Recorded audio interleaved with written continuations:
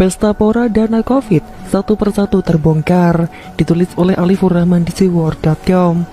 Beberapa bulan lalu cerita orang-orang di Covid masih dianggap tidak jelas sumbernya. Beberapa orang percaya diri mengatakan jangan menyebar hoax dan sebagainya. Tapi kemudian Muldoko juga buka suara.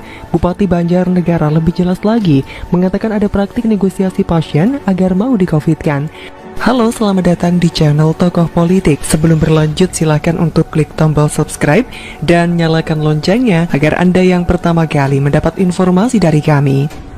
Namun cerita ini masih cukup abu-abu dan dianggap tidak masalah di-Covid-kan karena untuk antisipasi lebih baik hati-hati daripada beresiko, sehingga penguburan mayat ataupun penanganan pasien yang dikit-dikit Covid itu pun mendapat pembenaran. Gak apa-apa, demi kebaikan bersama. Itu pesannya. Kalau ada orang bicara soal insentif nakes yang tinggi atau dana pemakaman yang cukup cair, sontak akan dinilai hoax atau tidak ada buktinya. Karena nakes sudah berjuang, penggali kubur itu kelelahan. Jadi tidak boleh kita bahas atau pertanyakan dengan dana yang mereka dapatkan, lalu bisa ditebak ujungnya. Banyak komentar akan meminta kita diam daripada bicara hal yang enggak jelas. Lebih baik ikut bantu pemakaman dan relawan di rumah sakit katanya. Tapi sekarang akhirnya terbongkar juga. Di Jember, bupati dan jajarannya mendapatkan dana pemakaman dari setiap mayat yang dikuburkan. Padahal para bupati dan jajarannya itu tidak ikut campur atau membantu pemakaman. Dari cerita ini satu aib terkonfirmasi bahwa benar ada biaya pemakaman dan banyak orang senang mengcovidkan agar ada dana yang mereka dapatkan. Karena kalau meninggal biasa nggak ada dananya.